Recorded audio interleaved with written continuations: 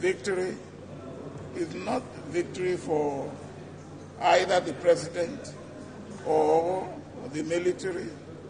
It is the victory for the people, all the people of Sao Tome Principe.